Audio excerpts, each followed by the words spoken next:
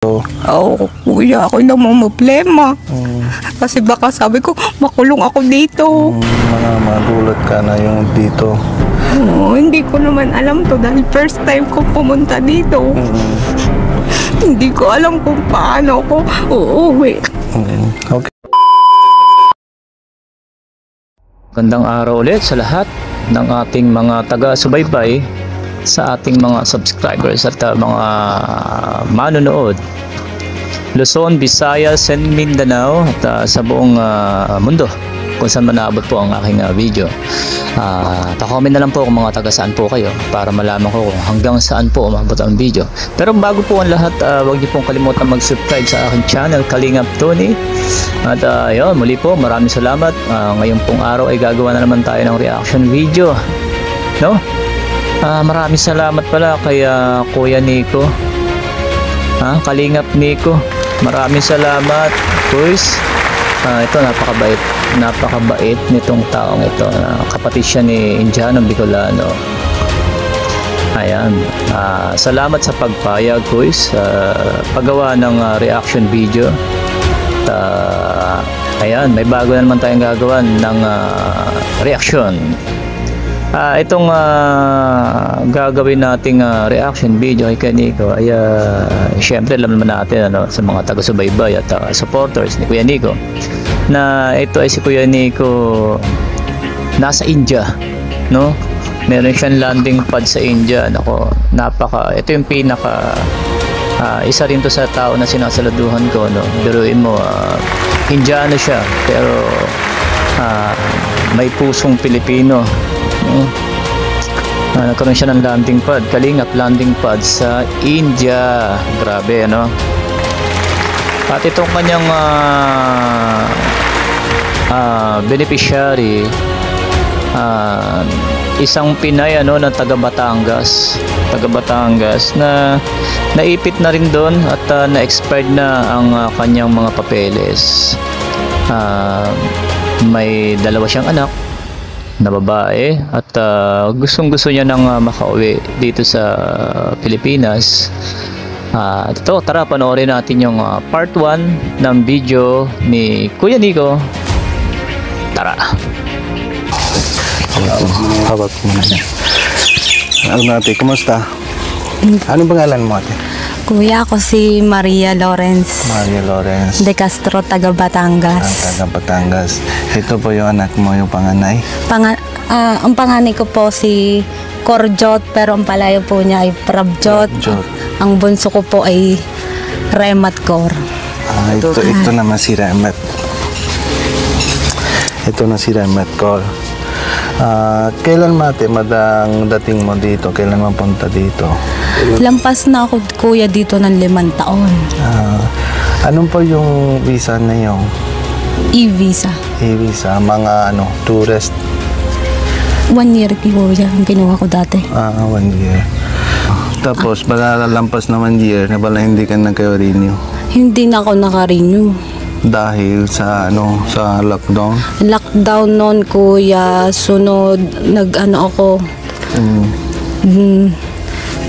Nalaglagan ako, kuya. Tagal kong nag-bleeding, kaya hindi rin kami gastusan din yun. Para may wala kayo pera, mga gastusan. Wala, kuya. Hirap eh. Yun naman, mahirap pati ibang bansa. Diba? Ganun. Ito, pag may dito kayo, ilang taon na si Bunso? Ito 2 taon, kuya. 2 taon. Ito 5. Sakto, kuya, dahil pagkapanganak ko sa kanya, in-apply ko siya. Dinala ko siya dito, 5 taon na. 5 taon na siya. Mga pagdating siya dito, para may... Mga 6 months. 6 months na siya. 6 months. Okay. Tapos, anong po ang mga harap mo? Anong pa gusto mo para mauwi ng Pilipinas? Gusto ko lang makauwi na ako ng Pilipinas. Sama ko yung 2 bata. Makasama ko yung nanay ko. Makasama. Dahil mag-isa lang din ang nanay ko. Wala na akong ama. Ilan mga kapatid kayo? Ako lang mag-isa, kuya. Ikaw na may isa. Grabe, mahirap lang pag may isang kapatid. Mga hanap na yung nanay mo, diba? Kuya ko lang talaga. Yun. Bata pa lang ako, namatay na yung tatay ko. Ilan taong na natin? Ngayon, ako ay 27, kuya. 27, mabata pa. Mm. Tapos, mausap na kayo yung nanay mo? Nag-usap na kami, kuya, diga. Anong man daw? Anong sinabi si nanay? Sabi ng nanay ko, basta uwi kayong dalawa, kayong tatlo. Kaya, Hingi ka ng tulong kay kuya. dahil sa mga sa overstay lang dito. Oo, kuya, ako naman problema. Kasi baka sabi ko, makulong ako dito. Mga gulat ka na yung dito. Oo, hindi ko naman alam to dahil first time ko pumunta dito. Hindi ko alam kung paano ako uuwi. Okay na, wag mo na alalate dito ng mga kalingap. Okay naman mga... Ayun, napanood natin nakakaawa naman. Nakakaawa naman sila syempre ikaw kung bilang Pilipino na nasa ibang bansa ka na hindi mo alam kung anong kainatnan mo hanggang sa naipit ka pa ng pandemic, tapos maraming nangyari hanggang sa hindi mo na lang paano ka babalik. Napakahirap syempre sanay ka rito na dito pag jobless ka, pansamantala pahinga ka lang muna sa bahay nyo o habang nag-iintay ng trabaho. Sa ibang bansa, pag na-expired ang iyong visa, ikaw ay dideklara na TNT, yung mga nag-overstay sa abroad, may karampatang parusa po yun. It's either ikukulong ka at i-deport. Pag na-deport ka po dahil sa iyong pag-overstay, mabablacklist ka na. Hindi ka na po makakabalik sa bansang iyon. Tatataka na yung passport mo. At syempre yun, natatakot siya para syempre sa kanya. At syempre meron siyang dalawang anak na andun kasama niya, doon niya na pinanganak. Buti na lang at nakita nila si Kuya Nico na isa sa member ng Kalingap na tumutulong din talaga sa mga kagaya nila at doon nakabase sa India. Ganun po kagaling na siguro si ate ay hopeless na, hindi niya alam po paano may pag-asa pa ba siya makauwi o baka makulong siya o baka ma-deport siya rito at yung anak niya may iwan ay baka hindi niya na mabalikan. At bigla na lang nakita na si Kuya Nico, nagkaroon sila ng pag-asa, malaki pag-asa, at kaya talagang hulog ng langit ito si Kuya Nico para sa pamilya niya. At yun nga, para sa susunod na pagkikita nila ay nangako itong si Kuya Nico na mag-aasikaso ng mga papeles o mga dokumento ang kailangan ng pamilya ni ate para sa pag-uwi nila sa Pilipinas. Ito, panoorin natin yung part 1 yung isa, ito yung part 2 para sa pagbabalik ni Kuya Nico. May sorpresa siya, tara. Tapos explain na po natin ito, bigyan natin doon. Tapos mabigay sila lang mga gawa ng process lang bago. Doon na ba apply natin yung sa visa. Sige po. Tapos pag may tapos natin FRO yung office, tapos update na tayo doon sa embassy. Philippine Embassy. Ayun po.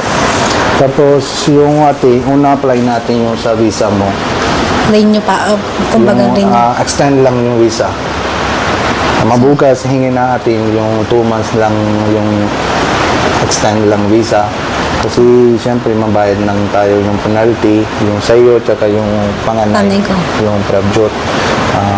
Parang 60 to 70,000 mga sulog ng ito, yung dalawang kayo. Opo.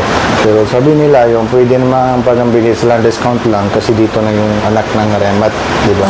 Dito po pinanganak. Yung panganak na si Remat. Dahil lang sa kanya, baka may bawas lang yung penalty.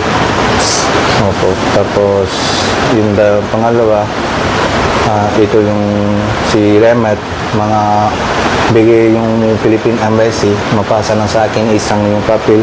Kaya dito, like yun po, Jackie, mura pa paper. Bigay sa amin yung isang papel, yung fill up natin, yung sa date, report of birth.